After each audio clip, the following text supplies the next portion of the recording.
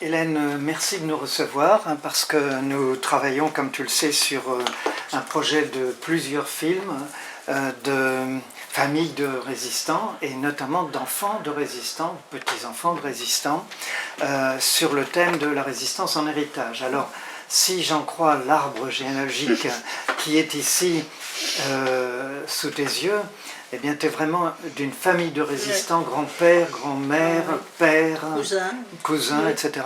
Résistants et aussi de résistants déportés ou exécutés. Donc, je pense que tout ça, ça forme quelque chose. D'abord, tu as une mémoire de tout cela, tu vas nous en parler. Puis, dans un deuxième temps, on essaiera de voir en quoi cela, influe sur ta vie, sur ta pensée, sur ton travail aussi, on sait, mais il faudrait que tu nous le dises. Et comment tu vis cet héritage, comment tu le portes, parce que c'est un héritage glorieux, mais en même temps lourd, parce que je pense que c'est un héritage difficile, de par les victimes qu'il y a eu dans l'action de la résistance. Voilà, donc si tu veux bien commencer à nous présenter un petit peu ta famille pour qu'on s'y retrouve, et puis qu'on arrive à savoir qui est qui et qui a fait quoi. Oui, alors c'est un tout petit peu compliqué, enfin pas trop. Bon, disons que du côté de mon père, ma famille est très simple, très classique. Du côté de ma mère, c'est un petit peu plus difficile parce que les parents de ma mère se sont mariés très jeunes. Ma mère est née quand ma grand-mère avait 20 ans. Et puis le couple n'a pas duré. C'est-à-dire qu'ils ont divorcé extrêmement tôt. Et la petite fille n'a pas été confiée à sa mère parce que c'était sa mère qui avait quitté le domicile conjugal et à l'époque, et elle a été élevée plutôt par une tante. Bon. Et mon grand-père, donc biologique, s'est engagé dans l'armée. Il est resté dans l'armée. Bon. Ma grand-mère voulait divorcer, elle n'a pas divorcé tout de suite, pas assez vite à son gré.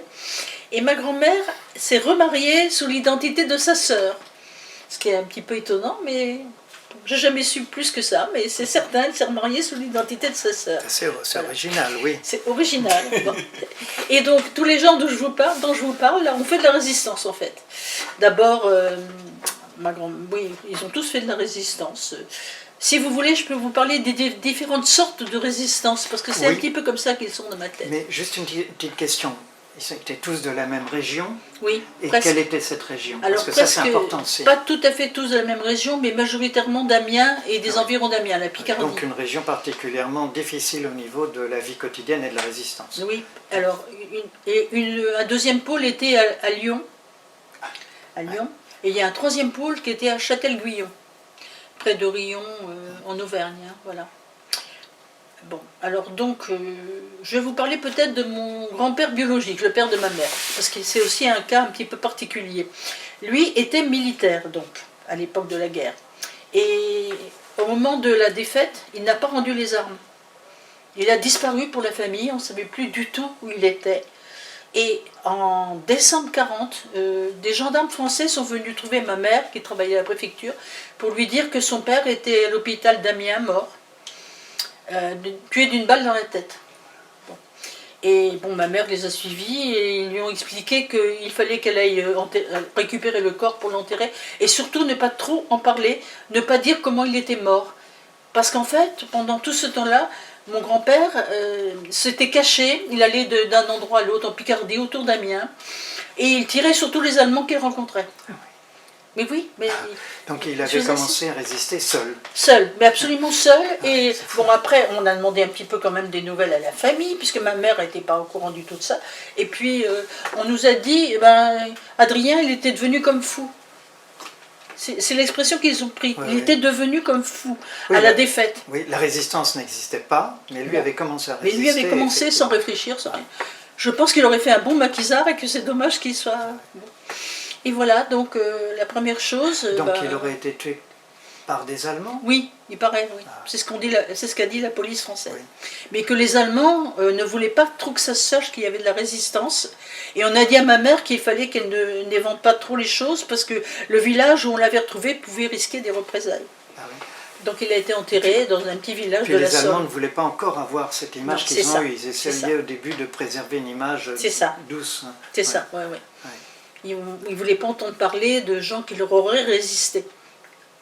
Donc il a été déclaré mort comme ça. On l'avait retrouvé avec une balle dans la tête. Enfin bon. Il est enterré dans un petit village de la Somme qui s'appelle Desmuins. Est-ce qu'il a été reconnu comme mort pour la France Non. après la guerre? Ben non. Même pas. Ben non.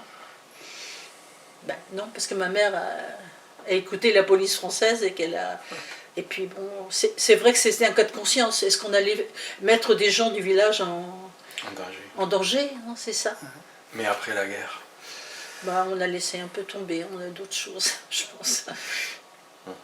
Donc j'ai vu sa tombe, il est enterré là-bas, mais... Sans rien. La première chose.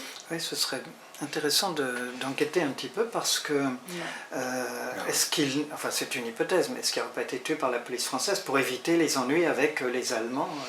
Je ne crois pas parce que la famille témoignait quand même qu'il avait fait le coup de feu un petit peu partout. Oui, hein. Il y avait quand même des témoignages de ça. Il avait gardé des armes et il tirait sur les Allemands. Ça c'est une chose qui est certaine. Bon, il n'a pas tiré longtemps, mais enfin quand même depuis juin jusqu'en décembre. Ah oui. Bah, c'est pas un très bon exemple de résistance, mais... Ah, quand même, oui. C'est un très bon exemple. Si, c'est la résistance spontanée. C'est comme ça qu'elle a démarré de toute façon. Tout le monde a commencé spontanément, plus ou moins, à se fédérer, à s'organiser. Mais bon, s'il est resté un vrai franc-tireur... Justement, pour les débuts de la résistance, puisque tu parles de ça, ma grand-mère, l'autre grand-mère, ma grand-mère paternelle, elle aussi était tout à fait dans les débuts de la résistance, et elle faisait quelque chose... qu'on a monté une fois, tu sais, les femmes qui allaient protester. Ma grand-mère, elle a été, je me souviens qu'en 1945, elle était à l'UFF, l'Union des femmes françaises, mais qu'elle était avant, pendant la guerre, dans une organisation clandestine dont je ne sais plus le nom, qui a donné l'UFF après. Oui. Il y avait des organisations du Parti communiste qui étaient là. et qui ont continué qui ont fait exactement ça pendant la guerre, qui organisaient des manifestations de femmes. Les Zundon a fait ça, par exemple, et des femmes qui allaient protester en disant voilà, on a faim, c'est ce qu'elle a fait. Bon, etc. Et donc c'est déjà une forme de résistance, bien sûr. Et ma grand-mère... Mais est-ce qu'elle était, je veux dire, active ou simplement elle participait avec d'autres à ce genre d'action, de manifestation? Oui, ça je peux pas trop te dire, j'en sais pas plus. Je pense qu'elle participait avec d'autres. Moi je l'ai connue après à l'Union des femmes françaises, à partir de 1945, parce qu'elle m'emmenait dans le local où elle se... Tu vois, elle était là avec une cousine et puis je crois qu'elle faisait des paquets, des choses comme ça, du ravitaillement, tu vois. Après 1945. Elle était au Parti communiste? Non, elle n'était pas au Parti communiste, elle était sympathisante seulement. Mais il n'y avait pas que des gens du Parti communiste à l'UFF. Oui, bien sûr. Mais je sais qu'elle recevait aussi un journal qui devait s'appeler Antoinette. Je te parle d'après la guerre, tu vois, parce que il y avait, je me souviens, c'était un journal, il y avait des recettes, tu sais, sur le moment où il y avait des privations et tout ça, on expliquait aux gens comment contourner, comment faire avec les privations. Comment faire avec les privations. Ma grand-mère, c'est quelqu'un comme ça, l'autre grand-mère, tu vois. Donc elle allait protester, je me souviens quand on avait dit ça. Et après ça, elle a fait de la résistance? Non, pas vraiment, si on peut dire, enfin je vais t'expliquer après, parce que là il y a toutes sortes de résistances. Oui, c'est ça, c'est intéressant aussi de montrer les différentes facettes. Il y a énormément de choses de résistance. Alors, si tu veux, je peux vous parler aussi de la forme de résistance la plus connue, c'est-à-dire dans des réseaux bien nets et tout. Alors, ça c'est ce que je vous ai montré tout à l'heure. Donc c'est la mère de ma mère, Suzanne Jacquet, qui s'est remariée avec un Charles Jacquet, qui était ingénieur des eaux et forêts. Eux sont rentrés dans un réseau à Lyon. Donc je pense que c'est le réseau Gallia, puisque j'ai les papiers qui disent ça, le réseau Gallia. Donc ils ont fait de la résistance, elle était dans le renseignement, et lui était trésorier du réseau. Et puis ce réseau, bon, je ne sais pas exactement ce qu'ils ont fait, parce que c'est difficile. On était loin, en plus, moi j'étais à Amiens, et eux à Lyon, on n'avait pas vraiment de communication. Et mon grand-père, le chef du réseau Gallia, a été arrêté par les Allemands, et malheureusement il a parlé sous la torture. Et ben, il a dénoncé les gens. Bon. Ma grand-mère me disait toujours, tu ne peux pas juger. Non, on ne peut pas. On n'a pas le droit de juger, on ne sait pas ce qu'on aurait fait nous-mêmes. Et donc ils ont été, ma grand-mère et son mari ont été vraiment... leur tête était mise à prix, etc. Donc ils ont parcouru, ils sont partis de Lyon, ils sont allés jusque dans le nord, Tourcoing, Lille, etc. Et puis un jour, son mari, Charles Jacquet, s'est fait arrêter devant elle. Elle a pris la fuite, elle est arrivée. Et lui a été déporté à Auschwitz. J'ai cru que c'était en 1943, mais j'ai cherché, c'est en 1944. Mais à Auschwitz, il n'était pas juif. Non. Il y a eu des politiques aussi à Auschwitz. Il y en a eu très peu. Il y a eu un convoi d'hommes Ben, écoute, en 42, le convoi des 41 000. Mais oui, mais il a été à Auschwitz. Il y a eu un convoi de Oui, femmes oui. aussi. Bon, ils sont bien connus, ceux-là. Et puis il y a eu quelques personnes qui ont Oui. été envoyées à Auschwitz, Oui. mais renvoyées ensuite dans d'autres camps, parce Ah, que peut-être. quand les Allemands s'apercevaient qu'il y avait une erreur, bon, je connais un Peut-être. exemple précis, hein, celui Ouais. de le père d'Alice Mavian. Ça, je peux pas Il a te été à dire, Auschwitz, hein. il a été tatoué Oui. et renvoyé à Flossenburg ensuite, je crois. Peut-être. Là, je ne Parce peux qu'il pas était te pas juif. dire, parce Oui. que moi, je ne l'ai Parce pas que connu. Il y a hein, eu donc deux convois, un de Oui. femmes, un d'hommes Je envoyés à sais, Auschwitz, lesquels étaient et c'était enseignés, vraiment là enseignés. pour les exterminer. Ouais, ouais, ouais. Hein, on savait que c'était des communistes, mais c'est les deux exceptions. Et Alors, c'était vraiment... Ce qui complique les choses, c'est qu'il y a un deuxième Charles Jacquet, un homonyme, qui était communiste, lui, et qui est mort à Auschwitz. Donc tu vois que c'est pas le mari de ma grand-mère. Le convoi dont je parlais, c'est 42. Tu vois. Ouais, non, mais mon grand-père, c'est 44. Ah ouais. Il était arrêté en 44. Puis tu vois, mais à la libération de Lyon, il n'était déjà plus là, puisque j'ai un brassard. Donc ça, c'est sûr. Je ne peux pas vous en dire plus pour ça, parce que je ne le sais pas. Je sais qu'il était trésorier de son réseau, parce que j'ai des papiers. On pourra faire des recherches pour savoir exactement ce qu'était le réseau Gallia. Oui. Mais Gallia puis Coty. Quand Alors- il a arrêté, à mon avis, c'était le réseau Coty, et ça Ah devait oui. être dans le Nord. Alors les réseaux en général, il y a deux types de réseaux. Soit les réseaux de renseignement, Oui. alors différentes formes de renseignement, soit des réseaux qui sont des réseaux d'évasion. Je Mais pense bon, que c'est c'est... essentiellement ça. Mais de toute façon, tous étaient indispensables. Je te parlerai des réseaux d'évasion après, mais là, je ne sais pas ce que c'est exactement. J'ai trouvé Gallia à On Lyon, cherchera. puis Coty. Bon, alors ça, c'est du côté de ma mère. Alors, du côté de ma mère aussi, j'ai un cousin germain de ma mère, qui s'appelait Coulon aussi, qui était à Châtel-Guyon, donc qui est parti dans le maquis, donc d'Auvergne, qui après est passé, je crois qu'il est passé en Espagne, et qui après est passé dans l'armée de la France libre avec Delatte de Tassigny, je crois, et qui a été tué au débarquement de l'île d'Elbe en 1944, Ah oui. à 25 ans. Lui s'appelait Roger Coulon. Je suis un peu documentée sur lui parce que son corps a été rapatrié en 46-47 par là. Et donc il a une rue de sa ville, Châtel-Guyon, qui s'appelle rue Roger Coulon. Donc c'est le deuxième mort pour la France. Oui, ce qui est aussi une autre forme de résistance. Hein, Voilà, les maquis la puissent... résistance extérieure, et là c'est l'armée, C'est ça. la première armée française. Ça qui fait, c'est la effectivement, résistance est arrivée. armée. C'est un cousin germain de ma Un mère. grand cousin. Voilà. Après, d'ailleurs, on a un autre cousin du côté de ma mère aussi. Alors là, c'est très vague, je ne peux pas trop vous expliquer, mais il est parti à Toulouse, où il a été aussi dans le renseignement, mais je ne connais pas son réseau. Je ne sais pas son réseau. Il y a eu beaucoup de réseaux à Toulouse. Ah oui, de toute façon, des réseaux, il y en a eu. Et Quand lui, il était coiffeur. C'est ce qu'on m'a dit, il était coiffeur. Il entendait pas mal de choses, je pense que c'est pour ça aussi. Bon, lui est revenu, hein, il est revenu après à Amiens, il s'en est sorti pas mal. Il s'appelait René Flandrin, lui. C'est aussi un cousin de ma mère. Voilà. C'est pas dramatique, lui, puisqu'on est revenu, mais je ne sais pas plus de choses. Après, alors, de l'autre côté, ce qui est très curieux, c'est que ma mère m'a raconté beaucoup de choses, mais très tard. Parce que ce qu'elle me disait avant, c'était toujours « Oh, mais moi, j'ai rien fait. Nous, on n'a rien fait. » Elle se comparait à sa mère, enfin, au grand résistant, disons, vous voyez. Et elle dit « Bon, nous, on n'a rien fait. » Bon, d'accord. Puis j'ai quand même insisté petit à petit. Et puis, j'ai su plus de choses. Tout ça, ça se mélange. Mais en 1985, quand j'ai monté une pièce sur l'occupation qui s'appelait L'étang gris de Daniel Besnéard, où je parlais avec ma mère pour explique-moi ce qui se passait pendant l'occupation et tout ça. Et là, elle s'est mise à parler de ce qu'elle faisait, elle. Or, elle était dans un réseau de résistance à la préfecture d'Amiens. Elle travaillait à la préfecture d'Amiens. Et là, elle faisait des fausses cartes d'identité. C'est pour ça, voilà, des fausses cartes. Alors, elle me disait aussi, alors je ne sais pas trop en quoi ça consistait, qu'elle faisait des fausses cartes pour le STO. Vous avez une idée de ce que ça représente? Oui, enfin, Au travail, je sais moi, ce que c'est que le ce que je STO, comprends mais- dans ce cas-là, c'est des fausses cartes pour que Les gens ne partent pour pas. qu'ils échappent au STO, Ouais, ouais. avec des dates de naissance différentes. Ah, c'est ça. C'était les classes 20, 21, 22. Ah oui, Donc, soit né avant, soit né après. d'accord. Ça peut être ça. Ça peut être ça. Ouais. Je sais qu'elle a fait aussi des faux papiers pour des gens pour qu'ils n'apparaissent pas comme juifs. Oui. Parce que vous avez vu Sûr. dans les cartes, il y a marqué religion catholique. Et bon, ma mère se déplaçait beaucoup dans la région pour aller trouver dans les archives Je pense parce que toutes ces régions de la Somme avaient été vraiment détruites Oui. pendant la guerre 14-18. Les archives avaient été détruites. D'où, comme ce que tu disais d'ailleurs, Pour la guerre. l'intérêt d'aller mettre des fausses identités comme ça. Et puis aussi les curés des Et des villages. destructions aussi au début de la Deuxième Guerre. Parce Ouais, qu'il y a eu c'est des ça. combats. Oui aussi, ah oui, tout à fait. Donc, Et il paraît aussi que les curés faisaient facilement des faux certificats de baptême. oui, ça c'est vrai qu'on l'a entendu. Certains curés, oui. Ouais. Oui, ben, oui. La, Certains la apparemment. haute oui. hiérarchie a collaboré, sauf un Non, mais ou deux c'était les évêques, curés de mais campagne, Les curés hein, ont fait les du curés de boulot. Oui. campagne. Les curés, les bonnes sœurs, souvent aussi. Oui, elle m'a parlé des caché des- curés qui faisaient des faux certificats de Ouais. baptême, voilà. Donc ma mère a travaillé comme ça, voilà. Bah oui, c'est de la résistance. Hein. Et mon père aussi, qui était aux ponts et chaussées.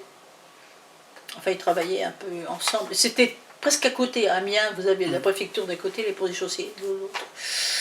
Voilà, ça. Et puis alors, bon, je vais vous parler maintenant de mon Mais grand-père. elle faisait des cartes d'identité, je dirais, individuellement Oui. ou dans le cadre d'un réseau. Non, dans le cadre d'un réseau. Et tu sais pas lequel. Alors attends, non, je pense qu'elle me disait que c'était du groupe Libération Nord. Ah oui, mais alors c'est pas un réseau, ça c'est un Non. mouvement de Dans résistance. le mouvement Libération Et c'est Nord. un des grands Oui. mouvements de résistance, oui, Oui. effectivement. Ah oui, d'accord. Sinon, elle m'a pas dit de nom de réseau, elle m'a parlé du docteur Mance, mais je ne sais pas du tout qui c'était. C'était peut-être un des responsables. Je pense que oui. Mais oui, oui, Libération Nord, oui, c'est un grand mouvement. Hein. Oui, c'est c'est un ça. mouvement socialiste, d'obédience socialisme. Enfin bon, les gens. C'est ça, n'étaient ma pas mère forcément- était socialiste. Oui. Tu vois, chez moi, on était de gauche, mais il y avait différents mouvements. Oui, oui. Bah, Il y avait les communistes, les c'est socialistes. Après la signe- guerre, ça se c'est un signe disputait. d'ouverture. Après la guerre, ça se disputait pendant les dîners de famille. Alors. Les oui, grands-pères. Mon grand-père. Mon grand-père qui s'appelait Maurice de Vaux, lui, il a fait quelque chose. J'ai pas bien compris ce qu'il avait fait, puis petit à petit, j'ai compris. Mon grand-père était un Amiénois vraiment depuis plusieurs générations d'Amiens. Et mon grand-père s'intéressait beaucoup à la culture picarde. Et il faisait partie d'un groupe des Rosati Picards. Tu sais, c'est un groupe littéraire, un groupe Ah oui. qui s'intéressait beaucoup à la culture picarde, en particulier aux marionnettes d'Amiens, Ah oui. qu'on appelle chez Cabotin. Les Cabotins, chez Cabotin. Et mon grand-père s'est trouvé. Alors, il a fallu que je recherche beaucoup pour savoir comment il a pu faire ça. Alors, quand les Allemands sont arrivés à Amiens, au début de la guerre, de l'occupation, ils se sont pris aux marionnettes dans les quartiers populaires d'Amiens. Ah oui. Sans doute parce que les marionnettes étaient tout à fait respectueuses, bon, un peu genre guignol de l'info peut-être. Ouais. Ils sont allés brûler les marionnettes d'un quartier qui s'appelle Saint-Achol. Ça, c'est incroyable. Ah oui, je t'assure. Des marionnettes sont en bois, ça brûle très très bien. Bah oui. Mais La c'est peinture. presque des œuvres d'art, hein. Je vous montrerai mon Ouais. fleur, vous verrez ce que vrai c'est. Et donc, mon grand-père est allé chercher les marionnettes du quartier Saint-Pierre. Il a tout transporté chez lui dans son grenier, il les a gardées pendant toute la guerre. Alors ce qui est assez drôle, c'est que on n'a pas eu beaucoup de décorations dans la famille, mais lui, il a eu les palmes académiques pour avoir sauvé Ah les oui. marionnettes. Ah, ça, Oui, c'est- les palmes Ouais. académiques. Mais c'est un acte de résistance. Hein, de toute C'est un façon. acte de Bon, résistance, il y en oui, a mais eu ça- sous toutes les formes, mais oui. Mais c'est pas pour Oui. ça que je dis qu'il est résistant quand Oui, même. oui. Alors, à cause des marionnettes, il était très, très ami, enfin très proche d'un marionnettiste qui s'appelait René Lamps. Et René Lamps est devenu après un député d'Amiens, un député communiste d'Amiens. Et sa femme, Julie Lamps, ils avaient formé une sorte, oui, un réseau, on peut dire un réseau, je ne sais pas comment il s'appelait, qui permettait aux gens de passer d'une zone, la zone interdite, parce qu'Amiens c'est coupé en deux, Amiens était coupé en deux par la Somme. Il y avait la zone interdite où habitaient mes grands-parents, Alors, et puis la zone occupée où habitaient mes parents.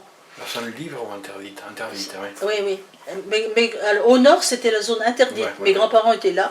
Et au sud, c'était la zone occupée.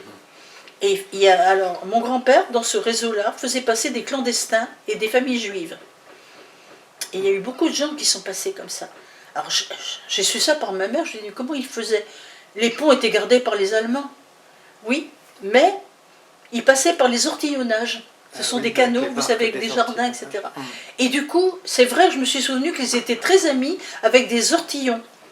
Et ma marraine, c'était la fille d'un ortillon. J'ai sa photo. Ah oui. Voilà. Donc mon grand-père a fait ça. Alors, comment ça se passait? Bon, à l'époque, on ne pouvait pas communiquer par le téléphone, c'était trop dangereux. Ah oui. Alors, quand il y avait un passage à faire, ma mère m'expliquait que mon grand-père, qui travaillait à la mairie d'Amiens, au service d'architecture, allait trouver mon père, qui travaillait aux ponts et chaussées, et lui disait, ce soir je t'enverrai quelqu'un. Ou je t'enverrai une ou deux personnes ou une famille. Enfin bon. Et mon père passait à la préfecture pour dire à ma mère, ce soir on va avoir telle personne. Et voilà. Et donc les gens passaient comme ça, ils faisaient passer par les ortillonnages, ils les faisaient passer par le quartier Saint-Acheul, qui est à côté de Camus. Ça ne vous dit rien, mais moi ça me dit. C'est un quartier très populaire d'Amiens où habitaient beaucoup de cheminots, les cheminots de Longo. Vous savez, c'était une force de résistance très importante, ça. Et donc ils passaient par là, et puis ils aboutissaient chez mes parents qui habitaient au Jeanne d'Arc, à 200 mètres de la Gestapo.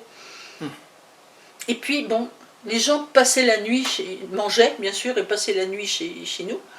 Et puis le lendemain, de bonne heure, quelqu'un venait les chercher. Il les amenait, alors je pense que c'est, parce que ma mère me dit ça, à l'asile psychiatrique de Dury, qui est à 5 km, pas loin. Et là, ils faisaient une halte et après, ils étaient exfiltrés petit à petit. Et c'était quelque chose aussi, parce que j'ai vu qu'à l'asile psychiatrique de Dury, il y avait les Allemands qui étaient installés aussi. Mais ils étaient presque dans la gueule du loup, et finalement, c'est là où ils ont été le plus facile à protéger. C'est étonnant, hein? Alors là, je vous en parle un peu, parce que moi, j'ai un peu de souvenirs, mais alors très peu, de 44, sans doute de 44, parce que eh bien, j'ai le souvenir de gens qui venaient chez nous, et quelquefois, il y avait tellement de monde qu'on était obligé de mettre des matelas par terre, partout. Et je me souviens d'ouvrir les placards, vous voyez, pour pouvoir enfoncer plus les matelas. Et donc il y avait un monde fou chez nous, il y avait beaucoup de monde, il y avait des enfants. Et tout ça, c'était des gens qui passaient, en fait. C'est tout ce qui m'est resté de... Ça m'est bien resté quand même. Là, c'était un réseau d'évasion. Là, c'est un réseau, oui. C'est un réseau. Une telle structure, oui, c'est un réseau. C'est Julie Lamps qui était à l'origine de ça, la femme de René Lamps. Ça, on retrouve encore dans les archives de la Somme. Toi, tu as quelques souvenirs, évidemment, comme ça, parcellaires, mais quand est-ce... On va revenir ensuite, mais quand est-ce que tu as vraiment pris conscience de tout ce qui s'était passé autour de toi? Très tard. Attends, c'est progressif. Parce que j'ai su très tôt pour ma grand-mère, pour son mari, ça j'ai su parce qu'on me l'a dit. J'ai su très tôt aussi, malheureusement, pour un autre petit cousin qui avait 16 ans, qui est, le jour de la libération d'Amiens, est allé là où ça se battait et qui a été tué par un Allemand. Il s'appelait Serge. Oui, c'est bon. Oui, donc là, ça... Parce que le jour de la libération d'Amiens, le soir, on a rapporté le cadavre de mon petit cousin. Bon, ça c'est quelque chose... bon, je me souviens, il y a des images où je me souviens en particulier de sa grand-mère qui s'est complètement effondrée. Ça se comprend, oui. C'était un enfant, 16 ans encore. C'était vraiment un enfant. Tu vois. Et j'ai un autre souvenir aussi très très douloureux d'une petite fille, une jeune fille disons, avec qui je jouais, qui était exactement c'était les voisins de mes grands-parents dans le quartier Saint-Pierre. Ils avaient caché une petite fille dont les parents avaient été déportés et tout de suite gazés à Auschwitz. Ils avaient pris la petite fille en 40, je sais plus, 40. Il y a une première rafle d'Amiens en 41. De juifs, une première rafle de juifs en 41. Ils l'avaient gardée chez eux, elle allait à l'école Saint-Pierre sous sans doute une fausse identité, je pense. Et puis en 44, il y a une deuxième rafle, ils sont venus chercher la petite fille sur dénonciation de quelqu'un du quartier. Et bon, elle a été amenée et puis exterminée. Moi, je n'étais pas là, mais on m'a dit, je suis revenue, comme je venais chez mes grands-parents d'habitude, j'ai dit, mais où elle est Cécile? On m'a dit, oh, elle est partie, bien sûr, on m'a pas dit pourquoi. Je l'ai appris après, quoi. Elle avait 14 ans quand elle est morte. Je jouais avec elle, vous voyez. Voilà, ça, c'est les deux choses donc, qui m'ont marqué quand j'étais enfant. C'était en 44, j'avais 4 ans, je commençais à avoir des souvenirs un peu. Voilà, ça c'est des choses dures. On sent à 4 ans, on sent si c'est grave. Si, oui, on sent. Puis après, j'ai appris en 45 qu'elle était morte. Parce que bon... Alors, justement, juste après la libération, je me demandais pourquoi mon grand-père était toujours sur la radio, comme ça, le soir, vers 10h, 11h, et écoutait quelque chose qui s'appelait « Les personnes déplacées ». Je ne comprenais pas ce que ça voulait dire, mais les personnes déplacées. J'avais l'impression que les gens comprenaient comme ça, comme on était comme des chiens. Et bon, après j'ai compris, les personnes déplacées, c'était les gens qui donnaient des nouvelles loin. Et mon grand-père était en train d'écouter si les gens qui l'avaient fait passer étaient sauvés. Et un jour, c'était en 45, si, je sais pas, j'étais chez eux, et puis mon grand-père est entré en trombe dans la maison, et puis il a pris ma grand-mère par le bras, puis il l'a fait tournoyer, etc. Et il chantait Naker, c'est revenu, Naker, c'est revenu, Naker, c'est revenu. C'était quelqu'un qui l'avait sauvé. C'était un juif d'Amiens, il l'avait sauvé, donc il était fou de joie.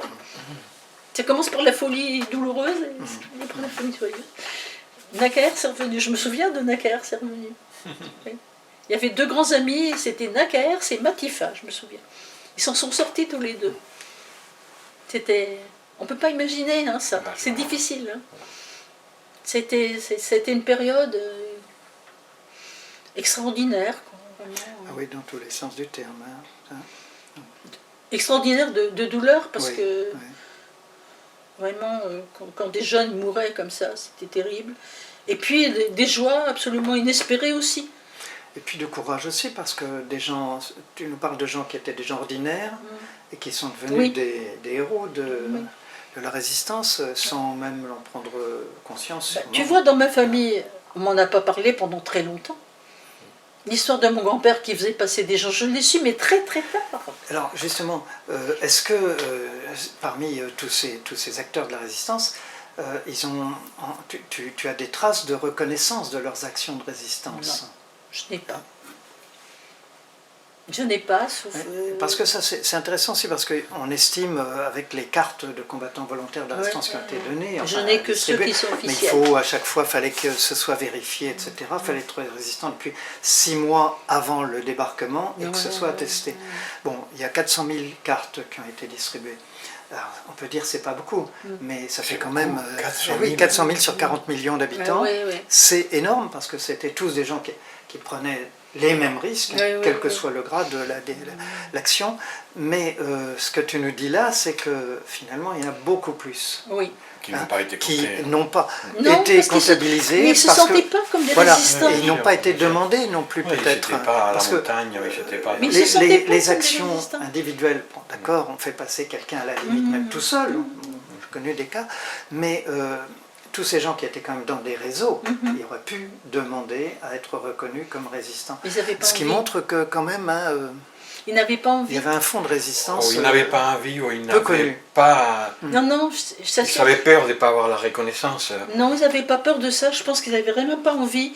Et que ma famille, c'est vraiment clair ça. Ça a été fait. Il y avait les grands résistants qu'on avait reconnus, il y avait des morts et tout ça. Mais eux, ils n'avaient pas envie d'en parler. Ils pensaient qu'ils n'avaient pas fait grand-chose. Oui, c'est ça. Je vous assure, hein, vraiment, c'est ça. Enfin, quand on a sauvé des gens, Oui, mais important. ça leur Quand on a distribué suffisait. des papiers, même si on ne sait pas ce que c'est, les gens, on leur donne une chance de, Oui, ça leur suffisait, de ça. survivre. C'est Parce si important. on les avait pris, Ils auraient été pareillement Oui, déportés. bien Je sûr. ne sais pas ce fusillés. que bien sont sûr. devenus les gens qui avaient voulu cacher cette jeune fille dont je vous ai parlé. Je me souviens de leur nom, ils s'appelaient Waterloo, je les connaissais très bien, parce que c'était des amis de mes grands-parents. Je pense qu'ils ont été emprisonnés, mais qu'ils n'ont pas été déportés, parce que c'était en 1944, donc il n'y a pas eu Oui, le temps c'était la d'être fin. déportés. Bien sûr qu'ils risquaient ça. Bien évidemment. Bien sûr, oui, bien Mais sûr. aussi bien mes grands-parents que les gens d'à côté, Waterloo, ils ne se Même- sentaient pas du tout comme des héros, mais pas du tout. Il y a des gens qui ont été déportés pour distribuer un Oui, tract. je sais, oui, bien sûr. Ou pour avoir fait des cartes d'identité, des fausses cartes. Bon, par exemple, Oui. Michel Agnel, qu'on a vu il y a quelque temps, elle, sa c'était mère. une gamine elle était élève au lycée Hélène Boucher. Quand Oui. elle a été arrêtée, Oui. elle avait 16 ans, 17 ans. Oui. Sa mère a été arrêtée, son père, et tous les trois Ah, déportés. oui, oui. Et le père n'est pas revenu. Mais- Il faisait des cartes d'identité et il faisait aussi passer des aviateurs Tu vois, alliés. c'est ce qu'on m'a fait dans ma famille, mais bon. Exactement. Bah, mais non, mais ils n'ont Personne jamais dans voulu. votre famille a voulu être reconnu comme Non, résistant. non, Personne. pour ceux-là, oui, mais les autres, non. Lesquels? Bah, ceux que je vous ai apportés, Les- Charles les- Jacquet, là, vous savez. Les gens qui sont Ça, reconnus là, je morts vous ai pour la apporté France. des hein. documents, Ah, là, oui, oui, les oui, fausses- leurs fausses cartes d'identité à eux. Vous voyez tout ça. Là, ceux-là sont reconnus, vraiment. Ben oui, forcément. Forcément, ils ont été reconnus. forcément. Voilà. J'ai le brassard de libération, j'ai Et tout encore, ça. certaines personnes qui ont été exécutées, etc., n'ont jamais été reconnues comme C'est morts ça. pour la France, Là, parce que, ceux-là, bon, oui, ils le sont. Ce côté-là, oui. Mais les gens dont je vous parle après, qui ont fait passer des gens, non. Mais ils l'ont jamais demandé. Hein. Mais c'est intéressant justement de savoir qu'il y a tout cet aspect-là, Mais oui. peu connu ou pas connu du tout. Enfin, on sait des choses, mais c'est quand même mal connu et pas reconnu surtout. Oui, oui. Hein, officiellement pas reconnu. Moi, j'avais des amis qui habitaient dans le Limousin, du côté de Limoges et tout. J'ai donc rencontré, il y a assez longtemps, hein, d'anciens résistants qui disaient toujours, si on n'avait pas eu les paysans autour de nous, on n'aurait pas survécu. Bah oui, parce Et que pour Par nous, exemple, c'est et ben c'est horrible. pareil, ils ne sont pas fait reconnaître pour autant. Oui, Ce qui ouais, ouais, n'était ouais. pas non plus reconnu, puis qu'il est Mais ils pas, n'ont pas pas demandé. tellement, c'est l'action des femmes. Quand Oui. le mari faisait de la résistance dans un réseau, dans un maquis, etc., les femmes qui accueillaient, qui cousaient Oui, les vêtements Qui déchirés, transportaient les aussi femmes des- qui ma grand-mère nourrissaient, cousait des qui vêtements comme cachaient, ça aussi. hein. Oui, oui, Donc oui. c'était, et elle disait, mais non, nous n'avons pas, nous on n'a rien fait. Nous. Mais c'est ça. Ben oui. Et Bon. sur l'histoire de votre grand-mère, vous connaissez quand même des choses. Et ma grand-mère paternelle ou maternelle, laquelle, la grande, la grande ou la petite Bah, résistance? c'est la grande. Oui, je connais des choses. Ah oui, Oui. Ben, je les connais parce que elle, je l'ai connue, c'est la seule survivante. Et vous pouvez nous Elle est morte en raconter 69. Et vous en avez parlé quand même. Ben, oui, ce que je vous avais dit, qu'à la fin de la guerre, elle s'est cachée quand son mari a été arrêté. Elle est allée dans le village de sa sœur, où tout le monde l'a confondue avec sa sœur. Ouais, ça, c'est- Les gens ne Ça, savaient c'était pas qu'il y avait deux femmes. Après Oui. la libération. Non, Non, c'est non, avant, avant, quand le en mari était 44, arrêté. en 44, toute l'année 44. Mhm. Ah oui, ma grand-mère, ben oui, elle s'était mariée sous l'identité de sa sœur. C'est incroyable quand je dis ça, mais c'est vrai, je vous assure. Eh bien, elle est allée dans le village de sa sœur, et on n'a jamais su qu'il y avait deux femmes au même endroit. On a cru que c'était la même femme. Et c'était toutes les deux là-bas. Oui, toutes les parce deux qu'elles là-bas. elles se ressemblaient. Elles se je le disais, ressemblaient. elles se ressemblaient énormément. Il ne fallait pas les entendre parler. Mais toutes les deux faisaient de la résistance. Non, sa sœur n'a pas fait vraiment de la résistance, elle a simplement accueilli sa sœur. Voilà, c'est tout. Je ne Mais sais pas si... Quand elle l'a accueillie, Oui. elle était plus souvent cachée. Donc, Oui. c'est-à-dire Elle s'est que- cachée. On ne voyait jamais dans le village les Les deux deux femmes en ensemble. même temps. Elle avait été active avant. Oui. Bah, la sœur n'a pas été vraiment active, non, c'est Non, ma mais grand-mère. elle, Ah oui, votre bah oui, elle a grand-mère. été, elle a été active, elle était dans les renseignements. Ah. C'est pour ça qu'elle a cette carte d'ailleurs. Mais une fois qu'elle est allée se cacher, elle pouvait plus Ah rien non, elle ne pouvait faire. plus rien faire, mais c'était 44. Ouais. Après, elle est repartie puisqu'elle était à Lyon pour la libération de Lyon. Mhm. Vous voyez, ça, puisque j'ai ça, elle était à Lyon. Ça, ça appartient donc à À ma votre grand-mère grand-mère. maternelle. Oui, c'est ça. Cette dame-là, Jacquet. D'accord. Oui, mais c'est quand même extraordinaire cette histoire de deux femmes cachées Oui, qui sont interchangeables Oui. dans le village par rapport. Mais quand même, ouais. votre grand-mère, hein, Mhm. ta grand-mère, pardon, elle connaissait pas les gens du village. Hein. Elle les connaissait un peu Elle les parce qu'elle connaissait était un peu parce originaire que de ce en village. discutant, quand les gens parlent, on peut On se être rend compte, hein. amené à dire Oui, mais je pense qu'elle est restée beaucoup cachée, ma oui, grand-mère. sûrement, ouais. Mais elle connaissait ce village, c'était son village de naissance. Oui. Tu vois, c'était son Oui, village c'est vrai, de oui. naissance. Mais sa sœur l'a quand même cachée Oui. et Bah oui, bien sûr. elle a oui. fait les nécessaires. Elles étaient pour- très proches, elles étaient vraiment... Ça, c'est- par exemple, ma tante me parlait toujours de ma grand-mère, parce que ma grand-mère, quand elle était à Lyon, moi je la voyais pas, hein, bien sûr. Ta grand-mère est formidable, ta grand-mère ceci, ta grand-mère cela. Oui. Et ses enfants, ils étaient où à ce moment-là Les enfants de qui de la grand-mère. de la bah, Il n'y avait pas encore d'enfants. Si, il avait ma mère comme enfant. Ah, quand même. Oui, ma mère, elle était à Amiens, ma mère. Et le village est tout près d'Amiens. Le village où elle s'est cachée, c'est tout près d'Amiens. Ouais, ouais. C'était le village d'origine des deux sœurs. Alors, tu m'avais raconté, il y a pas C'est très Bertaucourt longtemps, l'Étaine, ça s'appelle. l'histoire des cartes d'identité. Hum. Bon, des identités qui ont changé, mais qui gardaient toujours un, Oui, un tu peux petit voir. point commun. Tu peux voir. Regarde, Janson, tu vois. Très bien. Janson, attends. Alors, On les verra tout à on l'heure, les de verra toute tout à façon. l'heure. Mais Oui, ils avaient toujours les mêmes initiales. Par exemple, comme elle s'appelait Suzanne Jacquet, elle avait toujours SJ comme initiale. Et lui, Charles Jacquet, c'est toujours CJ. Parce qu'il ne fallait pas que, s'ils étaient pris, on puisse mettre en doute leur identité quand on les interrogeait. Donc, ce que j'ai expliqué, c'est que les hommes avaient des chapeaux qui étaient tous semblables et ils mettaient un petit, je sais pas si c'était ovale, une petite chose ovale dans le chapeau, avec leurs initiales. Et puis il y avait aussi les chevalières, vous savez, les grosses bagues là, qui étaient gravées aux mêmes initiales. Donc voilà, c'était toujours les mêmes donc, ils initiales. gardaient les mêmes initiales sûr, parce que, Oui, bon, voilà. voilà, pour Ah oui, là, se on en pas a se la faire preuve. passer hein. à cause d'un chapeau ou d'une chevalière. C'est ça. Là, on en a vraiment la preuve. Ouais, ouais. Ouais. Avant, il y avait cette habitude de marquer même sur les chemises. Oui, sur les chemises, oui, sur c'est les ça. cravates. Sur Mais ma grand-mère m'a expliqué sur les chapeaux. Ah oui, sur les Les Les chapeaux. chapeaux, il y les a un chevalières. Ouais, les Oui, chevalières. parce que Oui, tout le chevalière. monde avait des chapeaux. Donc, Oui, c'est ça. Donc il pour les fallait- reconnaître, ouais. ils mettaient... Là, on a entendu beaucoup de témoignages, mais ça, Pas ça. celui-là, jamais. Chapeau, chevalière, jamais. Non. Bah, tu vois, c'est ma grand-mère qui m'a dit ça, elle, quoi. Alors là, on a fait un petit peu le tour de cette famille exceptionnelle quand même de résistants. Exceptionnelle, hein. Écoute, tu me dis ça maintenant, mais moi j'avais pas du tout. Non, mais À partir de quel moment on vous a vraiment mis petit à petit, c'est vraiment je crois petit quand même, à petit. je crois quand même que, bon, je sais pas si nous on le dit là maintenant comme ça parce qu'on en a vu beaucoup de gens et puis bon, c'est rare qu'on trouve une situation comme ça, une famille aussi complètement immergée dans la résistance. Oui, oui. Mais quand même, toi, tu nous disais que tu avais travaillé déjà il y a pas mal de temps sur une pièce qui est liée à l'histoire de la Seconde Guerre mondiale. À quel moment et pourquoi? Parce que là, c'est l'héritage, c'est la deuxième partie de ce qu'on voulait te demander. Et c'est pas le hasard. Écoute, je crois que j'ai baigné toute mon enfance dans ça, hein, ces histoires-là, tu vois. Pour moi, c'est... Alors, quand j'avais 4-5 ans après la guerre, j'étais dans une bienheureuse ignorance. Je pensais que tout le monde avait résisté, pratiquement. Sauf quelques vilains messieurs qui étaient des collabos. Mais alors, j'avais pas du tout idée qu'on n'avait pas résisté. Parce que j'avais toujours entendu dire autour de moi, c'était naturel, on ne pouvait pas faire autrement. Non, mais vraiment, j'avais ça dans ma petite tête d'enfant. Oui, tout le monde avait résisté, presque tout le monde, enfin. Et parce que politiquement, on faisait croire ça aussi. Ouais, politiquement, De oui. Gaulle et tout le reste. Oui, puis toi, tu baignais dans ce milieu. Et politiquement, j'étais dans une famille de gauche, faut bien le dire. Sauf ma grand-mère Suzanne, là, son réseau était gaulliste, vous voyez, eux. Mais ils étaient à Lyon, c'était loin. Mais en Picardie, c'était tous soit des communistes ou des sympathisants communistes ou des socialistes ou des radicaux socialistes. Mon grand-père était radical socialiste. Et tout le quartier Saint-Pierre, par exemple, dont je vous parle souvent, c'est mon quartier de naissance et de mes grands-parents. Il y avait les femmes françaises, il y avait tout ça. Bon, il y avait aussi sans doute déjà des mythes de la résistance. Parce qu'on admirait beaucoup les résistants, on admirait beaucoup l'Union soviétique. L'Union soviétique, c'était quelque chose. On disait, c'est eux qui nous ont sauvés, etc. En 1953, moi j'ai vu des gens pleurer à la mort de Staline, vraiment pleurer.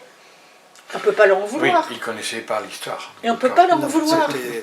Bon, il y avait déjà des bruits qui couraient, hein, mais c'était pas dans les milieux communistes. Parce dans les milieux populaires communistes, non, ils ne savaient vraiment pas, je t'assure. Non, mais ça je veux bien le croire. Oui, non, il y avait des intellectuels, il y avait des gens qui étaient revenus, il y avait eu des livres sur les camps soviétiques, mais très peu, et puis en même temps, des gens qui savaient, mais qui disaient, il ne faut pas le dire parce qu'il ne faut pas affaiblir. Peut-être.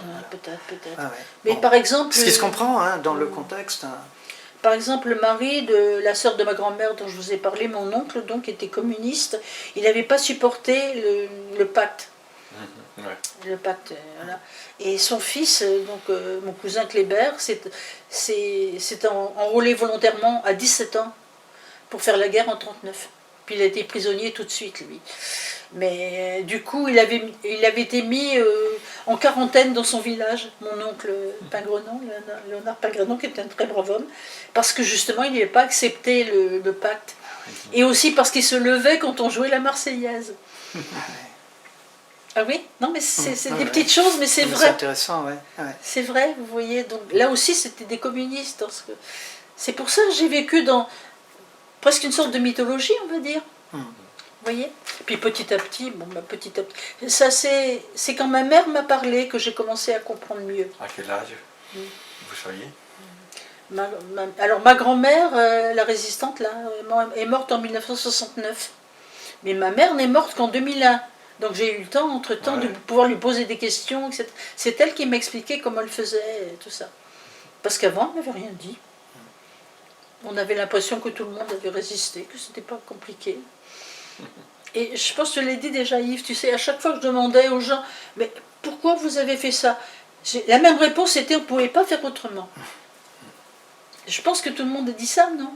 Oui, il fallait faire quelque chose. On ne pouvait pas faire autrement. Non, tout le monde n'a pas dit ça. Mais... Non, mais... loin de ça. Non, mais je pense dans les résistants, oui, si parmi tu les veux. résistants, oui. Ou alors quand quelque chose est insupportable, il faut réagir. Bon, oui, et puis moi c'était... Sous différentes formes, mais c'est ça, oui. Moi c'était, tu te rends compte, les Allemands étaient là, on ne pouvait pas faire autrement. On a beaucoup entendu qu'entre les familles, les gens se disaient, il faut faire quelque chose. Il faut faire quelque chose, oui. Qu'est-ce qu'on peut faire? Ils se renseignaient. C'était pas facile de rentrer dans un mouvement. Oui et non, je pense que oui et non. Si on les voulait, oui, tu pouvais. Oui et non, parce que je pense qu'ils ont été recrutés par des gens qui les connaissaient bien, Oui, en fait. c'est ça en général, oui. Oui. Tout à l'heure, je vous ai parlé d'histoire de marionnettes. Eh ben, c'est comme ça, parce que mon grand-père connaissait un marionnettiste, justement, dont la femme faisait passer des gens. Donc c'était des choses comme ça se répandait. Oui, puis les gens, soit qui étaient Il dans un fallait se cacher, syndicat, bien soit sûr. qui étaient au Parti communiste, parce que là, on allait naturellement, on se connaissait entre camarades, donc Oui, c'est ça. on allait naturellement vers ceux qui n'étaient pas encore engagés. Donc, Oui, c'est ça. mais pour les gens qui n'étaient pas engagés politiquement, c'était quelquefois plus difficile parce qu'il fallait trouver, comme l'exemple que tu nous disais tout à l'heure au début, hein, Oui. franc-tireur, mais ça c'est vraiment... Il y en a beaucoup qui ont fait ça, qui ont Ah, coupé oui. des fils sans être Il y avait une affiliés à qui que ce méfiance soit, du etc. côté de la résistance, du peur qu'il y ait des s'infiltrer, des gens qui s'infiltrent oui, dans, aussi. dans les réseaux, dans les mouvements. Donc Oui. Ça, ce on m'a n'était dit- pas si simple. Oui, on m'a dit aussi qu'il fallait être très prudent, que Bah, évidemment, oui. vraiment il ne fallait pas parler, etc. Alors moi j'étais petite, donc on n'avait pas le problème que je ne Oui. parle pas, parce que Surtout que vous ne j'allais connaissiez pas à pas, l'école, sûrement. j'allais pas à l'école parce que je suis pas allée à l'école avant 6 ans passés. Les écoles étaient détruites chez nous, donc on n'allait pas du tout à l'école. J'ai vécu un petit peu en milieu clos avec une cousine dont la maison avait été détruite, donc qui habitait chez nous. Et puis bon, chez mes grands-parents. Mais on jouait avec les enfants du quartier, mais enfin on n'était pas très mélangés finalement. Et puis je crois qu'on ne se posait pas de questions. Ben non, encore à 4 Les ans, enfants, on c'était se comme pose ça, pas et puis trop c'est de tout. questions. Oui, bon. Bah oui, oui, pour les enfants, ce qui se passe, c'est normal. Bon. Ben c'est ça. Ouais. Oui, tu vois, voilà. Bon. Oui, donc alors, bon, quand même, tu nous as dit que tu avais discuté avec ta mère pour savoir Oui. un peu quand tu as voulu faire cette pièce. Oui, oui. Mais pourquoi ce choix? Pourquoi? Écoute, je pourrais pas trop te dire. J'ai vu la pièce, je me suis dit, c'est bien, le texte est bien, mais c'est pas juste. Je sais pas, j'avais l'impression de mise en scène qui n'était pas juste. Et puis donc j'ai posé des questions à ma mère, et puis c'est comme ça que petit à petit j'ai décidé que je ferais ça. Mais quand même, tu as persévéré, hein, parce que bon, je sais que tu as monté une J'ai pièce qui persévéré s'appelle dans le crime. Résister, exister. Ça, je le sais puisque c'était fait à partir de mon bouquin. Je ne pensais pas d'ailleurs qu'une pièce c'était possible. Puis elle a été jouée, c'était oui. bien. Hein. Parce qu'en fait, oui, si tu veux, c'est Marie-Claude et Jacqueline, je sais pas. Ouais, il y était tout un groupe qui avait fait une lecture. Oui, oui, elles Et avaient puis, fait des un lectures. jour, il y a Mais quelqu'un toi qui aussi, a- tu as fait des lectures. une Oui, fois. mais attends, c'est parce que quelqu'un a manqué. Et puis, Ah bon, oui. Marie-Claude m'a dit, est-ce que tu peux pas faire? Bon, je dis, oui, je veux bien. Puis petit à petit, je me suis mise à parler de la résistance. Mais avant, je n'en parlais pas. Ah oui, c'est marrant. c'est à partir Il y a de eu là un déclic. Oui. Je n'en parlais pas avant. Grâce à toi, Yves. Mais oui, Bah écoute, j'en suis très heureux. Hein, mais je t'assure, je très n'en parlais honoré. pas. Mais bon, oui, mais c'est quand même pas le hasard, hein, parce qu'après... Non, mais j'en avais parlé entre à mon faire des fils quand lectures même. À mon fils, Et, à oui, mon fils. entre faire des lectures et puis ensuite faire ce travail pour monter une pièce... C'était facile. Bah, bon, toi tu le trouves facile, moi je pensais que c'était pas possible. Mais si. Et c'était Il y avait trop assez, de choses. c'était il assez fallait faire étonnant. trop. Il y a beaucoup de documents, beaucoup d'interviews. Oui, mais beaucoup quand l'éditeur m'avait dit, bon, on édite le bouquin, mais pour faire un film, pour faire des articles, pour faire une pièce, Ouais. dans ce contrat, tout ça est Oui. indiqué, il faut mon autorisation, Oui. ce qui est normal, c'est Bien banal, sûr, tout le monde bien fait sûr. ça. Mais moi je lui ai rayonné, je lui ai dit, un film, je vois pas trop, un autre bouquin, c'est pas possible, des articles pour prendre des extraits, d'accord, une pièce, enfin... Soyons sérieux. Finalement, je suis revenu le voir après en lui disant j'ai besoin de l'autorisation. Et ça, je n'y croyais pas. Mais, et puis, bon, c'est vrai que l'année dernière, tu avais monté Dreyfus. Oui, Moi, ben capitaine justement, Dreyfus. Alors, c'est pas la résistance, mais c'est comme. mais j'ai récidivé là. c'est les vous mêmes allez valeurs. voir. Hein. J'ai récidivé là. Attendez, j'ai réécrit un Dreyfus. Ah oui. Plus complet. Différents. Ah oui. Et justement, j'ai fait le lien avec la résistance, parce que tu as vu la famille Dreyfus. Oui. Bon, il est oui, plus oui. développé. Je vais Bien vous en sûr. donner un exemplaire. Oui, oui. J'ai par exemple des exemplaires. Et je les ai dédiés à mes grands-parents. Je les ai dédiés à mes grands-parents. Ah oui, justement. Parce que je me suis dit, tiens, C'est vrai que tout ça, ça tourne. Tu vois, ça tourne. C'est une Ça, boucle, c'est c'est réjouissant. bien. Donc, c'est pas quelque chose, même une enfant de 4 ans, qui laisse une enfant de 4 ans indifférente après, parce que tu y Ouais. reviens plus ou moins Ah par oui, oui, des oui, accords, ouais, des ouais. raccords, Ouais. mais tu y reviens. Et tu sais que j'ai été très très malade, que j'ai failli Oui. mourir l'année dernière. Et puis quand je suis sortie des soins intensifs et qu'on a pensé que je sortais d'affaires quand même, mon cardiologue est venu me dire, est venu me voir, et puis la première chose qu'il m'a dit, mais vous êtes résistante. Et je lui dis, ouais, oui, Ah cette oui. famille. Ah oui, ouais, Mais il n'a pas compris. oui. Mais c'est vrai, hein. C'est très curieux. Parce que j'ai quelque chose en moi qui vient d'eux et qui m'aide dans ces cas-là. Parce que je me dis toujours, mais eux, qu'est-ce qu'ils auraient fait? Oui, puis, Tu vois, mais c'est vrai. Non, mais c'est quelque chose, c'est peut-être pas facilement explicable. oui, mais puis tu comptes, ça te donne envie et la force de Oui. continuer leur Oui, et action puis, autrement, parce que oui. la situation n'est pas la Oui. même, hein, bien sûr. Oui, j'ai ça à finir, tu vois. Je me dis, j'ai ça à finir, il faut que je tienne le coup. Tu vois, voilà. Il y a 2-3 jours, j'étais très mal. Je me suis dit, oh là là, pourvu que ça aille jusqu'à. Oh. Mais non, mais c'est vrai. Ah non, mais Mais vous savez, bon, mais j'étais ça, vraiment très mal. Hein, je suis ouais. vraiment. Ah oui, on était inquiets. T'as Oui, vu, je me bah, souviens, je failli mourir, ouais. t'étais pas là lorsqu'il y a eu la, Bah oui. la pièce. Et Ouais. moi, je te le dis, hein, Ouais. j'ai trouvé ça Ah extraordinaire. ouais, Dreyfus. Ah oui. Ah ouais. Et bon, je connais l'affaire Dreyfus en long, en large, en travers. J'ai étudié, j'ai lu. J'ai même bien connu le secrétaire de la Société internationale des Amis Ah de oui. Dreyfus, bon, qui a fait plein de bouquins, etc. Et qui était un ami. Et qui, Michel Drouin, et qui m'en a beaucoup parlé aussi. J'aurais pu dire, bon, je connais.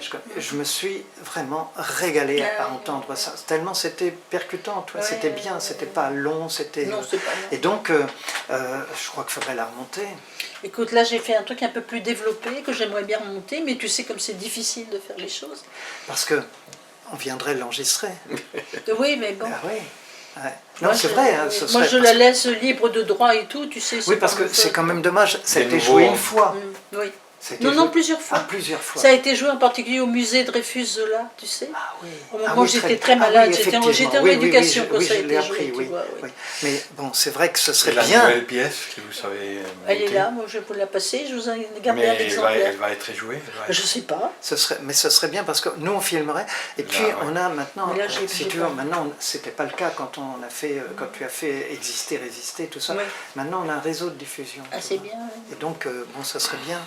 Ma mère était quelqu'un qui jetait tout, malheureusement. Mais ma grand-mère avait eu l'idée de me donner en main propre leurs documents. En me disant, il faut que tu gardes ça. Alors voilà, Ouais, tu as super. raison. Que je garde au cœur une plaie ouverte, et dame fortune, en m'étant offerte, ne pourra jamais fermer ma douleur. J'aimerai toujours le temps des cerises et le souvenir que je garde